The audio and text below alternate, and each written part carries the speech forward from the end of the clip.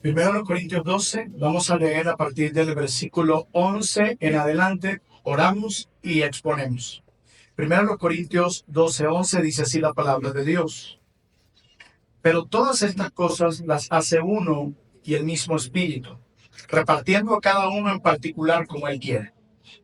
Porque así como el cuerpo es uno y tiene muchos miembros, que viene la teología de la membresía, pero todos los miembros del cuerpo, siendo muchos, son un solo cuerpo, así también Cristo. Y dice el versículo 13 de 1 Corintios 12, porque por un solo espíritu fuimos todos bautizados en un cuerpo, sean judíos o griegos, sean esclavos o libres, y a todos se nos dio a beber de un mismo espíritu. Además, el cuerpo no es un solo miembro, sino muchos. Si dijere el pie, porque no soy mano, no soy del cuerpo, por eso no será del cuerpo. Y si dijere la oreja, porque no soy ojo, no soy del cuerpo, por eso no será del cuerpo. Si todo el cuerpo fuese ojo, ¿dónde estaría el oído? Si todo fuese oído, ¿dónde estaría el olfato? Mas ahora, dice el verso 18, Dios ha colocado los miembros, cada uno de ellos, en el cuerpo como Él quiso. Oremos. Padre, tú por la obra de tu Espíritu nos has hecho nacer de nuevo. Nos has concedido el don del arrepentimiento y de la fe. Nos has salvado por tu gracia. Nos has acercado a Dios. Nos has declarado justo en base a tu justicia. Y ahora moras por tu Espíritu dentro de nosotros los creyentes. Y nos has unido los unos a los otros. Nos has hecho miembros de tu cuerpo, pero también nos has llamado a ser miembros de una iglesia local y visible. Te pido que en esta exposición nos mantengas con ese espíritu humilde, que tu palabra llegue a nuestros corazones como un refrigerio, a alentar nuestros corazones, a alumbrar nuestras mentes y también a alegrar el corazón, como dice el salmista en el Salmo 19. Te lo suplico, Padre, de tu ayuda. Ábrenos el entendimiento, que tu palabra vaya a lo más profundo del alma y que podamos nosotros escuchar hoy cuál es tu voluntad para nosotros, tu iglesia. Te lo pedimos en el nombre de Jesús. Amén. Hemos hablado en la primera exposición acerca de cómo Dios ordena su iglesia. Hemos visto que la base es el Evangelio, esa es la pieza central donde el corazón de nuestra fe cristiana, de donde deben fluir todas las doctrinas de la iglesia, es el fundamento. Si una iglesia no tiene el fundamento claro que es el Evangelio, la sana doctrina, todo lo que la iglesia construye ahí se va a venir abajo. Hemos visto que luego sobre ese fundamento que es el Evangelio, Dios ha llamado a la iglesia a establecer un orden por medio de un liderazgo bíblico, hombres con un carácter probado y con el don de predicar la sana doctrina. Y en tercer lugar, esta iglesia ordenada o es ordenada a través de una membresía de hombres y mujeres que se han comprometido a crecer por medio del discipulado bíblico, y todo esto lo vimos a través de la carta de Pablo a Tito. Ahora bien, si todo esto es necesario para ordenar una iglesia, la pregunta es, se nos ha hablado de membresía, se nos ha hablado de miembros, se nos ha citado una escritura donde se habla de los miembros de una iglesia. La pregunta que viene a nuestras mentes es, ¿quiénes entonces componen esa iglesia? Sí, es verdad, tenemos una iglesia, queremos ver más iglesias en nuestra nación, pero ¿quiénes componen esa iglesia? Esa es la pregunta que quiero responder ahora. Pero unido a esa pregunta, quiero responder una segunda pregunta que va unido a ella, que es, ¿quiénes pueden y deben ser miembros de una iglesia? ¿Quiénes pueden y quiénes deben ser miembros de una iglesia? ¿Quiénes pueden y deben ser miembros de una iglesia? Lo primero es recordar lo que no es una iglesia. Una iglesia no es esta estructura. Una iglesia no es un edificio. A veces decimos, por costumbre o hábitos, bueno, voy a la iglesia. Pero realmente nosotros vamos al lugar donde se reúne la iglesia, que es obviamente en el caso de ustedes este local. Pero realmente nosotros somos a la iglesia. La iglesia es el grupo de hombres y mujeres salvados por la gracia de Dios, que han sido confirmados por otros creyentes por su salvación. Hombres y mujeres salvados por gracia, que han dado fruto de esa salvación. Y dichos frutos han sido reconocidos por otros creyentes. Acompáñenme un momento a Hechos capítulo 9, por favor. Hechos capítulo 9. Nosotros conocemos, o probablemente la mayoría estamos familiarizados con la historia de un hombre que se llamaba Saulo de Tarso, quien luego, después de convertirse al cristianismo, de ser salvado por la gracia divina, se llama Pablo. Un hombre perseguidor de la iglesia, un hombre conocedor de la ley, hebreo de hebreos, como él mismo le expresa en la carta a los filipenses. Y un hombre que tenía como propósito en un momento perseguir cristianos, llevarlo a prisión en una época donde ser cristiano te podía costar la vida misma. Pero en este hombre sucede algo sobrenatural y Hechos 9 describe la conversión del apóstol Pablo. ¿Recuerdan ese momento glorioso y sobrenatural donde Dios trae conversión a Saulo de Tarso? En Hechos capítulo 9, dice en el versículo 3 de Hechos 9, mas yendo por el camino, aconteció que al llegar cerca de Damasco, repentinamente le rodeó un resplandor de luz del cielo, no era cualquier luz. Y cayendo en tierra, oyó una voz que le decía, Saulo, Saulo, ¿por qué me persigues? Interesante, ¿verdad? Porque ¿a quién iba a perseguir Saulo en ese momento? A los cristianos. Pero Jesús se le aparece y le habla y dice, ¿por qué me persigues? Ya va, pero Pablo no estaba, o Saulo no estaba persiguiendo a la iglesia, porque Jesús dice, ¿por qué me persigues? ¿Saben por qué? Porque meterse con la iglesia es como meterse con Cristo mismo. Y dice en el versículo 5 de Hechos 9, y él dijo, ¿quién eres, Señor? Y le dijo, yo soy Jesús, a quien tú persigues. Dura cosa te es dar cosas contra el aguijón. Él temblando y temeroso dijo, Señor, ¿qué quieres que yo haga? Y el Señor le dijo, levántate y entra en la ciudad y se te dirá lo que debes hacer. Qué conversión tan sobrenatural e impactante. Ahora bien, no quiere decir que todos nuestros testimonios de conversión tengan que ser igual de sobrenatural. Dios salva a cada uno de la forma como Él quiere. A veces nos sentimos como achicopalados y wow, mi testimonio como que no tiene un impacto porque no vengo de un mundo de las drogas o del alcohol o de haber cometido robos, homicidios. Aquí la gente no va a querer escuchar lo que Cristo hizo en mí. No, hermano, aquí no importa si tu conversión fue tan impactante como la de Saulo. Aquí lo sobrenatural es que tú has sido llamado de las tinieblas a su luz admirable. Y siempre eso será sobrenatural, profundo y maravilloso para todo aquel a quien sus pecados le han sido perdonados. Pero recuerda que él perseguía a la iglesia. Comienza a predicar de Cristo al momento en que él se convierte. Y miren lo que sucede en Hechos 26. Y voy a citar esto para probar lo que acabo de decir. La iglesia está compuesta por hombres salvados, hombres y mujeres salvados por gracia, que han manifestado frutos de esa conversión, que es reconocida por otros creyentes. Hechos 9:26. Cuando llegó a Jerusalén, trataba de juntarse con los discípulos. Este es Pablo ahora. Él trataba de involucrarse con otros cristianos, porque esto es lo que debería pasar en alguien que ha nacido de nuevo por la obra del Espíritu. Yo no solo tengo amor por Dios, sino amor por el pueblo de Dios. Yo también quiero estar con mis hermanos. Y mira lo que pasa en la parte final del verso 26 de Hechos 9. Pero todos le tenían miedo, no creyendo que fuese discípulo. Y mira lo que dice el verso 27. Entonces Bernabé, tomándole, lo trajo a los apóstoles y les contó cómo Saulo había visto en el camino del Señor, el cual le había hablado, y cómo en Damasco había hablado valerosamente en el nombre de Jesús, y estaba con ellos en Jerusalén, y entraba y salía, y hablaba denodadamente en el nombre del Señor, y disputaba con los griegos, pero estos procuraban matarle. Cuando supieron esto, los hermanos lo llevaron hasta Cesarea y le enviaron a Tarso. ¿Se dan cuenta de eso? Unos creyentes reconociendo la conversión de otros creyentes. Yo mismo no me autodomino cristiano, denomino cristiano. Necesito que otros creyentes que ven los frutos de mi conversión sí puedan decir, he aquí, de acuerdo a la Biblia, no de acuerdo a mi opinión personal, de acuerdo a la Biblia, aquí tenemos un verdadero creyente. Es lo que hace Bernabé. Los hermanos le dicen, yo puedo dar fe de que él es un verdadero hijo de Dios.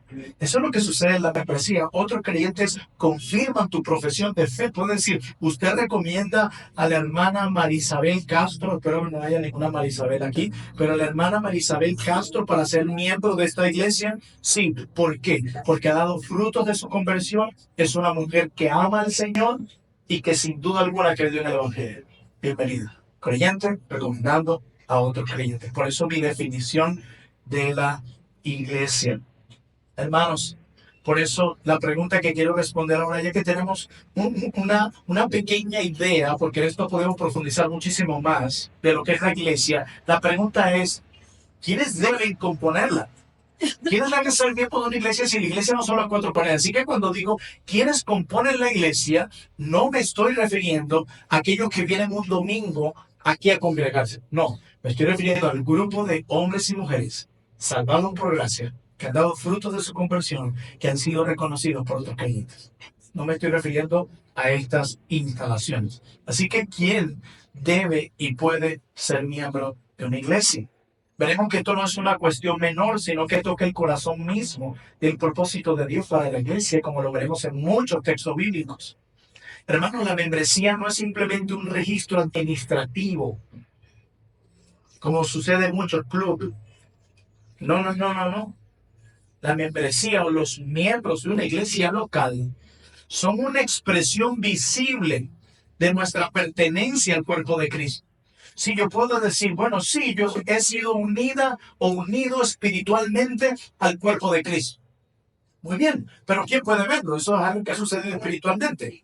Bueno, la parte visible se ve cuando esa persona que dice que ha creído en Cristo y que es parte del cuerpo de Cristo, que ha sido unido a Él espiritualmente, decide unirse visiblemente a una iglesia local donde él o ella han decidido servir a los hermanos, discipular a los hermanos y someterse a la enseñanza de esa iglesia local. Como nosotros. Nosotros somos alma o espíritu, la Biblia lo usa para referirse a la misma cosa, y cuerpo físico. Bueno, es como decir que el alma, lo que no se ve, es lo que ha ocurrido espiritualmente con ese creyente, que ha sido unido espiritualmente al cuerpo de Cristo a través del arrepentimiento y la fe.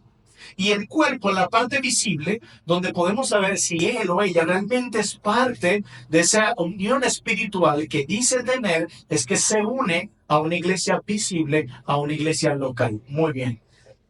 Así que la membresía no es simplemente un registro administrativo, no estamos hablando de eso. La iglesia no es una empresa, la iglesia es el cuerpo de Cristo, la familia de la fe, sino que la membresía o el tener miembros en una iglesia local es una expresión visible de nuestra pertenencia al cuerpo de Cristo. Así que sin más preámbulo, quiero que veamos juntos tres características fundamentales de aquellos que deben y pueden ser miembros de una iglesia local. Tres características fundamentales de aquellos que deben y pueden ser miembros de una iglesia local.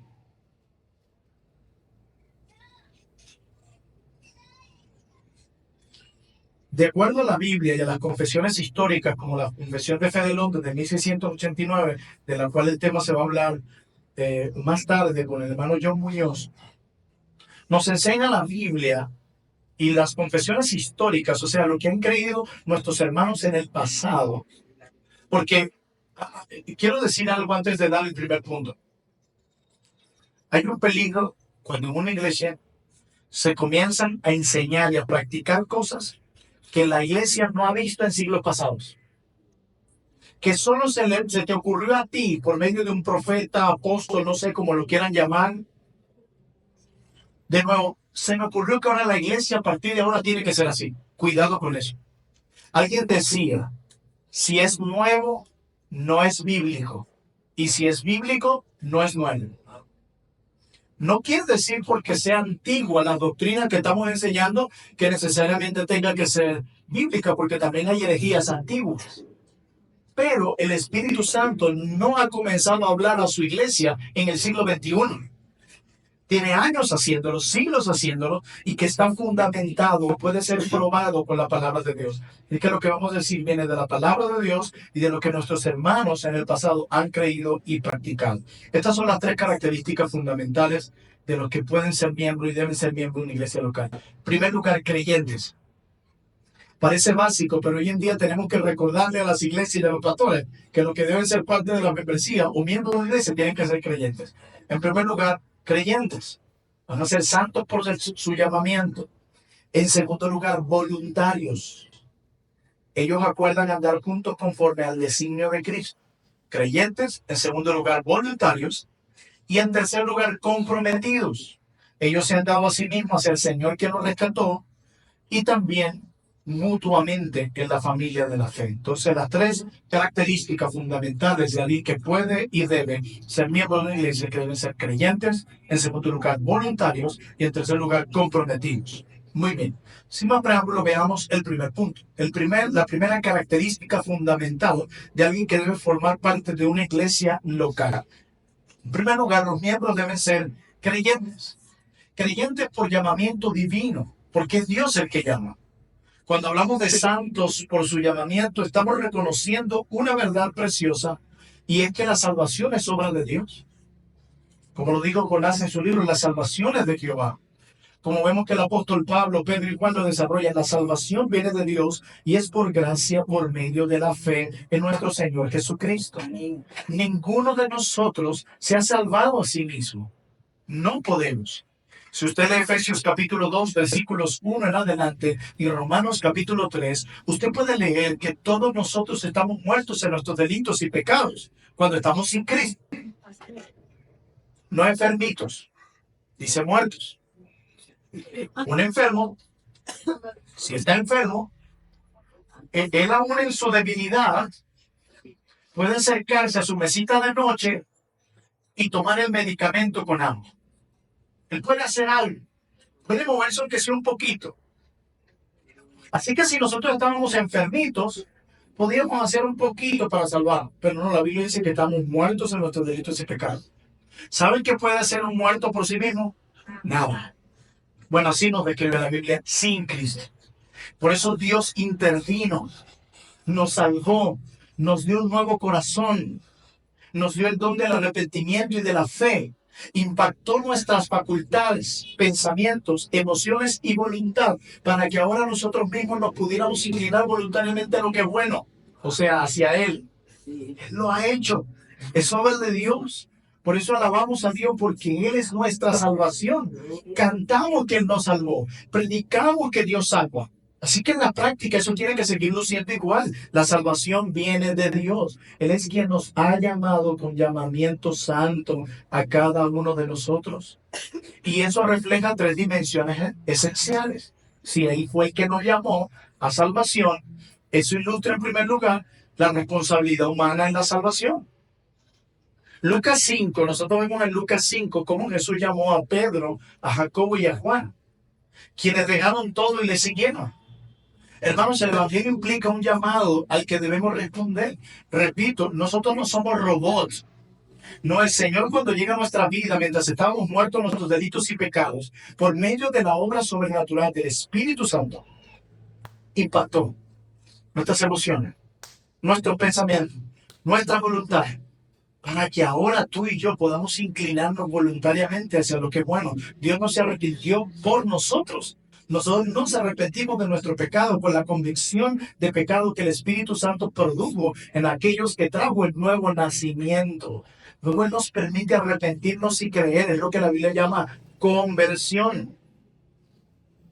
Pero también esta idea de que Dios es quien nos llama. También describe la obra de Dios en los pecadores. El Nuevo Testamento nos llama los llamados. Vayamos a segunda carta de Pablo a los tesalonicenses. De nada sirve lo que yo diga si no podemos verlos en las Escrituras. Segunda carta de Pablo a los tesalonicenses. Vamos a leer el capítulo 2, versículo 13 al 14. Segunda carta de Pablo a los tesalonicenses, capítulo 2, versículos 13 al 14. Dice la palabra de Dios. Pero nosotros debemos dar siempre gracias a Dios respecto a vosotros, hermanos amados por el Señor, de que Dios os haya ¿qué? Escogido. ¿Desde cuándo? Desde el principio. ¿Para qué? Para salvación. ¿Mediante qué? La santificación por el Espíritu, la fe y la verdad.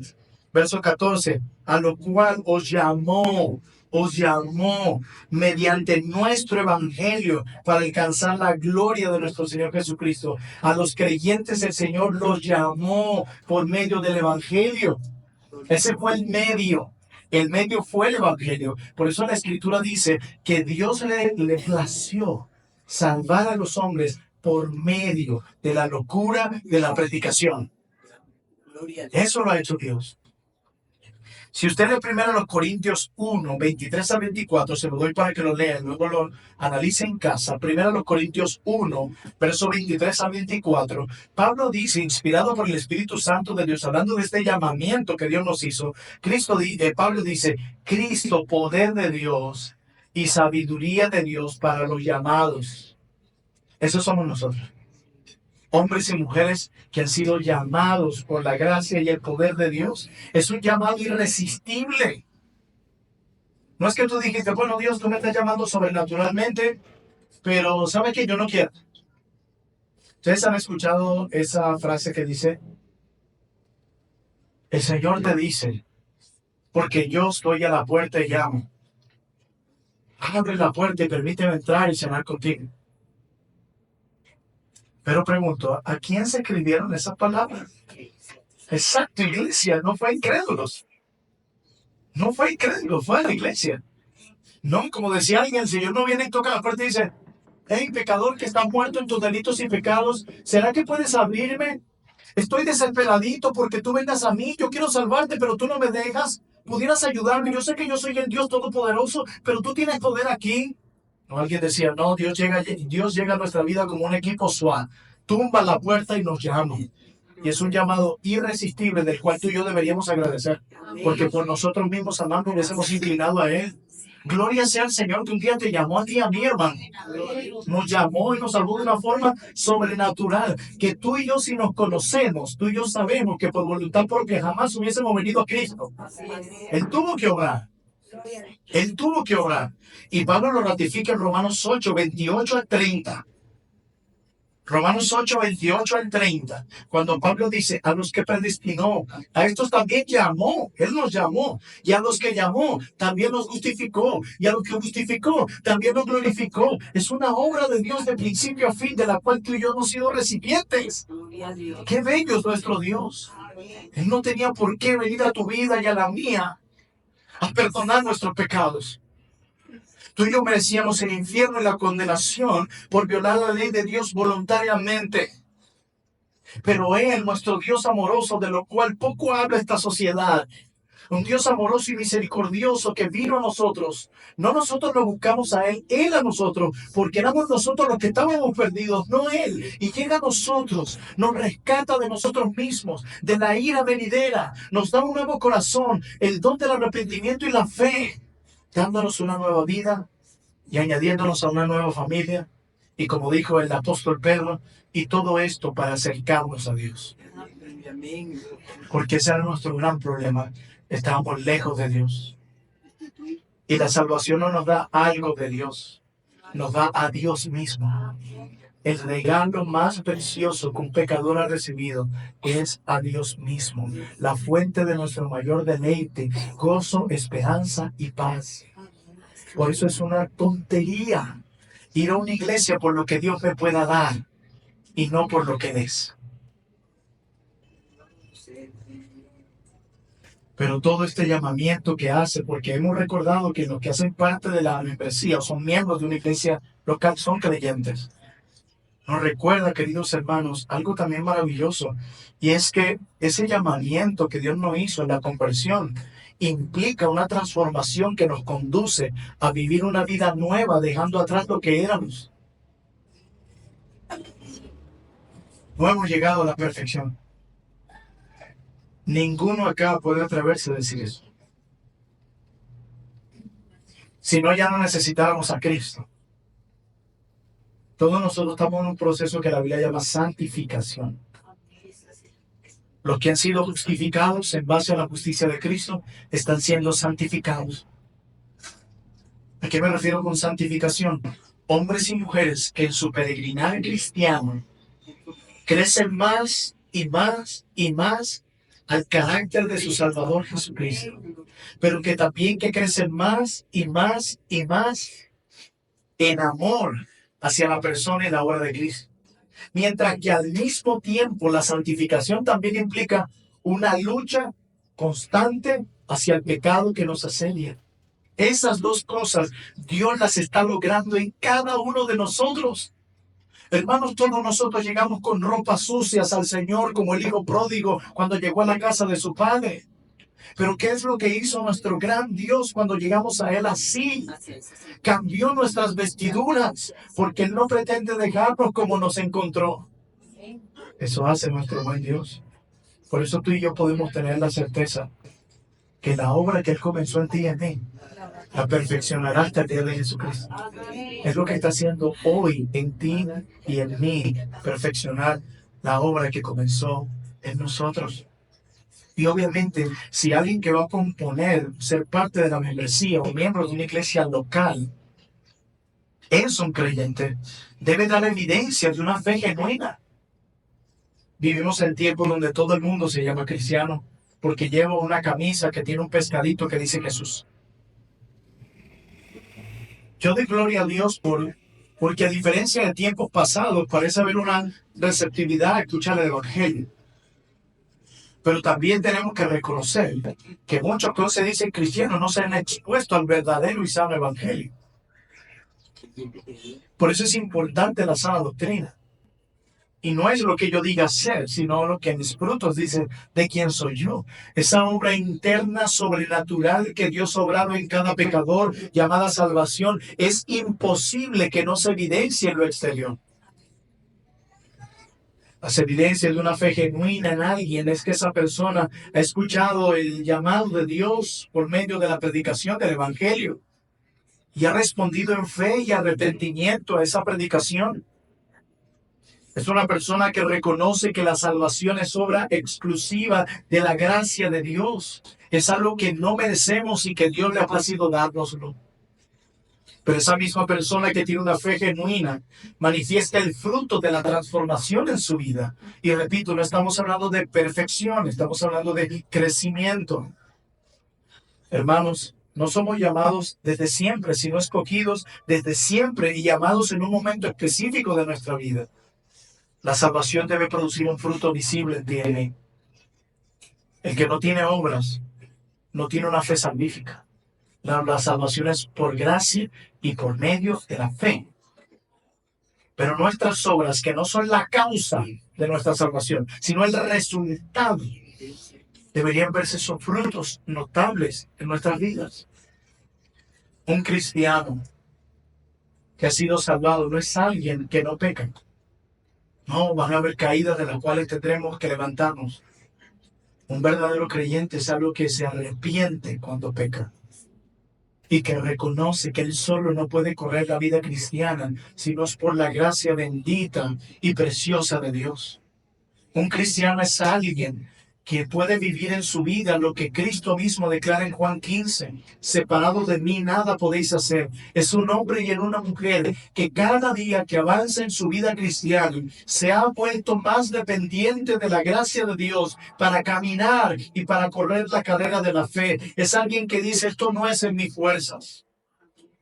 No son mis recursos, habilidades, sabiduría o inteligencia. Es por ti, oh Dios, y por la obra de tu Espíritu. Ayúdame pues tú, Señor, a perseverar. Ayúdame pues tú, Señor, a no caer. Ayúdame tú, Señor, a mantenerme firme en la fe que un día he dicho creer. Ayúdame tú, porque solo tú eres la vid que puede ayudar a este pámpano a crecer. Y nadie más. Eso es un cristiano. Así que en primer lugar hemos visto que los que componen la iglesia local deben ser creyentes, que han escuchado el llamado de Dios, han respondido en arrepentimiento y fe, que reconocen que la salvación es obra exclusiva de la gracia divina y que manifiestan el fruto de la transformación en su vida. Pero en segundo lugar, los miembros que componen una iglesia local, los miembros que componen o que deben componer una iglesia local, deben ser voluntarios. ¿A qué me refiero con voluntarios? Hermanos, como lo declaran las confesiones de fe histórica y como de la misma Biblia emanan estas verdades, ser parte de una iglesia local es un asunto obligatorio, no es opcional. Yo no puedo decir, yo soy cristiano, pero yo no pertenezco ni me hago miembro de una iglesia local. ¿Cuántos aquí varones están casados? ¿Cuántos varones aquí están casados? Gran parte, muy bien. Imagínense que usted comienza a tener acercamiento con un par de amigos. Y ellos les dicen, mira, ¿sabes qué? Yo quiero ser amigo tuyo. Que tengamos una amistad fuerte. Pero ¿sabes qué? Yo no quiero nada con la esposita esa que tú tienes. ¿Qué? ¿Qué es eso? ¿Cómo se sentirían ustedes? No, nada, no importa. Tú eres más importante para mí que ella. ¿Verdad que no? Así es. Lo mismo sucede con Cristo y su esposa que es la iglesia. Alguien no puede decir, sí, yo creo en Cristo, yo amo a Cristo, Cristo es mi redentor. Pero yo no quiero nada con su esposa la iglesia. Yo no quiero nada con ella. Yo puedo ser una especie de llanero solitario. Yo puedo vivir mi vida cristiana sola. Además, Dios está en todas partes. La típica excusa. Ya cámbienla, porque ya la hemos escuchado muchas veces. Y sí, Dios está en todas partes, pero no de la misma forma en todas partes. Y Dios ha prometido manifestarse de una forma especial cuando su iglesia se reúne. Es más, el mismo Dios que esas personas dicen creer, el mismo Dios que esas personas dicen que los salvó, ese mismo Dios te manda a unirte a una iglesia local, crecer en una iglesia local, practicar el perdón, la misericordia y la gracia en una iglesia local. No, pero es que a mí me hirieron en una iglesia local, me causaron mucho daño emocional en una iglesia local. Bueno, esa iglesia tendrá que dar cuenta un día por eso. Pero la pregunta es, ¿tú también no has hecho daño a otros? ¿Podemos justificar que todo el mundo te deje solo entonces? Si cada vez que alguien en la iglesia me haga algo, yo tengo que huir, entonces ¿para qué hay tantos mandamientos de perdónense los unos a los otros? Ténganse misericordia los unos a los otros. Sopórtense los unos a los otros. Ámense los unos a los otros como Cristo los amó. ¿Y saben cómo Cristo los amó? Cuando ni siquiera lo merecías. Sírvanse los unos a los otros como Cristo los sirvió. ¿Cómo los sirvió? Cristo lavó los pies sucios en Juan 13 de Pedro, el que le iba a negar 3 veces, pero también los de Judas. Y dice, sírvanse así entre ustedes. Porque si cada vez que hay un caos en un lugar tenemos que huir, yo creo que tú no deberías estar ni en ese lugar de trabajo, ni con esa esposa, ni con ese esposo, ni con esos amigos, ni comprando en la misma bodeguita, ni siguiendo la misma iglesia. Por eso el perdón, la gracia y la misericordia es necesaria. Porque la iglesia está compuesta, ¿saben qué? No de ángeles que aterrizan el domingo desde el cielo al culto. No, de pecadores arrepentidos y salvados por gracia, que han sido llamados a mostrarse la misma misericordia y la misma gracia que han recibido en Cristo Jesús. Así que ser parte de una iglesia local es un asunto obligatorio. No puedo decir, amo a Cristo, pero no quiero nada con su esposa. Pero, ¿de qué iglesia debe hacerse miembro esa persona? Sí, ya vi que si soy un verdadero cristiano, debo ser parte de una iglesia local. ¿Pero de qué iglesia? Bueno, ese aspecto debe ser un asunto voluntario. Por eso es que mi segundo punto debe ser, los miembros deben ser voluntarios. Sí, ya sé que me debo hacer de miembro de una iglesia, pero eso debe ser voluntario. ¿En cuanto a qué iglesia? Y esta afirmación refleja 2 verdades complementarias. Una de esas verdades que refleja este segundo punto es que todo creyente debe pertenecer a una iglesia local. ¿Por qué? Porque cada creyente, de acuerdo a Efesios 2:13, es unido al cuerpo de Cristo, que es la iglesia del Dios viviente. Como dijo Pablo a Timoteo, columna y baluarte de la verdad. Pero también, de acuerdo a Efesios 1, versos 22 al 23, y de acuerdo a Colosenses 1:18, todos que somos parte de la iglesia, llegamos a ser parte de su cuerpo, de la iglesia. Todos los salvados llegan a ser parte de su cuerpo, según Efesios 1:22 al 23 y Colosenses 1:18. Pero de acuerdo a 1 Corintios 12, que acabamos de leer al inicio, todo verdadero creyente debe manifestar esa unidad espiritual de la que Pablo habla en 1 Corintios 12 en una iglesia local visible. Pablo enseña en 1 Corintios 12, que lo leímos hace un momento, que todos los creyentes son miembros del cuerpo de Cristo, con diferentes dones y funciones, pero unidos en propósito.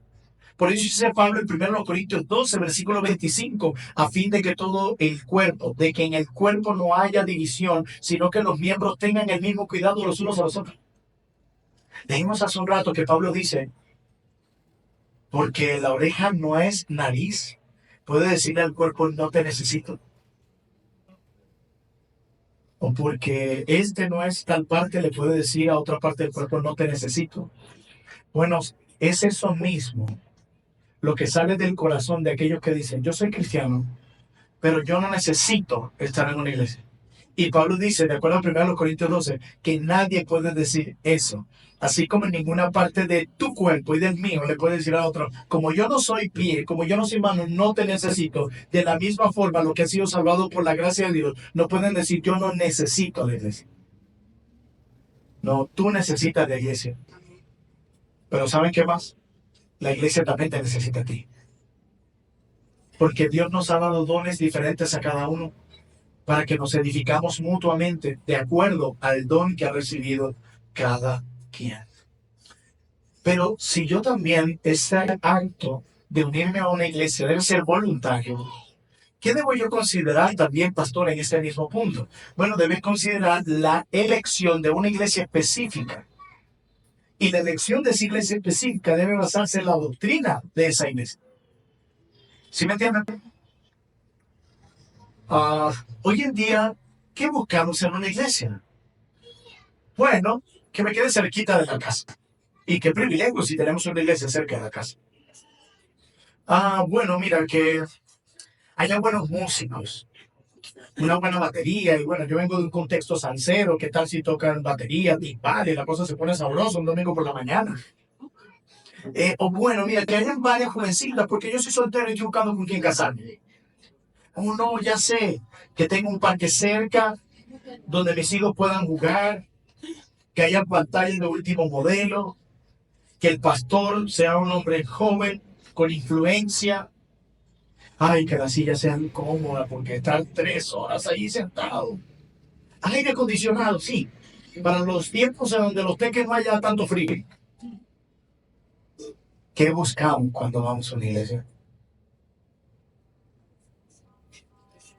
Nosotros necesitamos aprender a elegir bien. Y como decía alguien, buscar una iglesia no cerca de mi casa, sino principalmente una iglesia cerca de la Biblia. Eso es lo que necesitamos, Señor.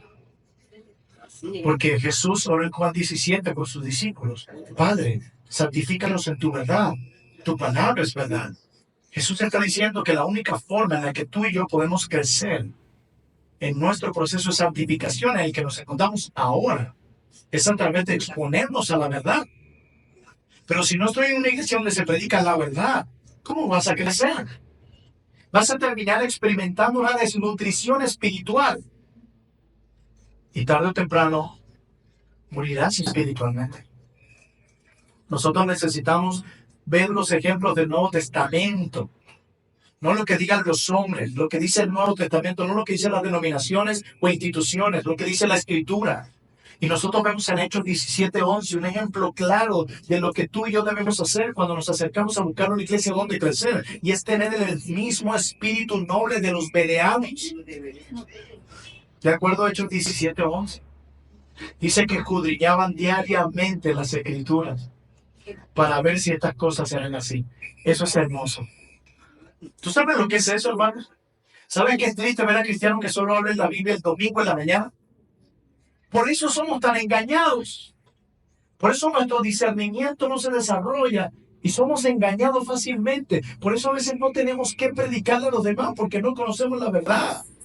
Hermanos, la actitud del creyente debe ser examinar todo conforme a la palabra de Dios.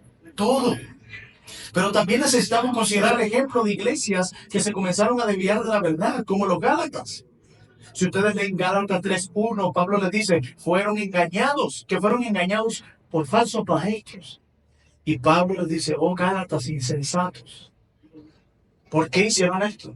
¿Por qué no discernir la verdad? Ellos permitieron que doctrinas erróneas entraran a esa iglesia. Esto nos enseña que necesitamos evaluar bíblicamente la iglesia donde vamos a estar. Pero por último, hay un mandato expreso en Juan 5:39. Escudriñad las escrituras. Escarba en ellas, es un tesoro que tú y yo debemos conocer. Cristo nos exhorta en Juan 5:39 a examinar diligentemente con la palabra, con el deseo de encontrar la verdad. Ahora bien, queridos hermanos, aquel que se va a servir en una iglesia debe ser creyente y debe ser voluntario, no coaccionado, no bajo presión, debe ser voluntario. Pero para que la membresía sea verdaderamente voluntaria, porque acabamos de escuchar que usted tiene el deber de evaluar lo que cree la iglesia donde usted se va a congregar. Si eso es así, esto implica algunas cosas que cada iglesia local debería estar proveyéndole a usted. Por ejemplo, toda iglesia debe tener algunos documentos oficiales que expongan claramente lo que esa iglesia cree y practica. Por ejemplo, una confesión de fe. ¿Qué es una confesión de fe? Es una afirmación pública y sintetizada o sistematizada de lo que la Biblia enseña. Una confesión de fe o un credo, lo que pasa es que esa palabra la hemos escuchado del catolicismo romano, pero viene de la época de la Reforma. Una confesión o un credo, lo van a escuchar en más desarrollo en la siguiente clase, es expresar lo que yo creo. Por ejemplo, si yo le pregunto a mi hermana que está en la primera fila qué cree acerca del Señor Jesucristo, y ella me dice que es mi Salvador, que es completamente hombre y completamente Dios, ella me acaba de decir su confesión de fe y su credo. Solo que no lo tiene escrito. Entonces, todos tenemos una confesión de fe y un credo, porque tiene que ver con lo que yo creo, de acuerdo a la Escritura, solo que no todo lo tenemos escrito. Nuestra iglesia tiene una confesión de fe escrita. Y cada párrafo donde hacemos una declaración sobre una doctrina tiene más de 40 textos bíblicos que lo sostienen. De manera que si alguien viene a mi iglesia, porque viene buscando una iglesia bíblica, porque la membresía es ser voluntaria, esa persona puede venir y yo le entrego el documento y puede examinar. Ah, si puedo comparar esto con la Biblia, definitivamente está en la iglesia donde yo voy a estar. O decir no. Pero si una iglesia no provee esto, tú no sabes lo que la iglesia cree, sino que te vas enterando en el camino. Por eso es que muchos de nosotros venimos con muchas heridas de iglesia. Y cuando nosotros exhortamos o le decimos al pastor, ¿por qué se está enseñando esto? Usted dice, mi hermano, tú siempre se ha creído en esta iglesia. Pero yo no lo sabía. Claro, porque esta iglesia no tiene nada, un documento en cómo tú sepas eso. Tú lo vas aprendiendo en el camino.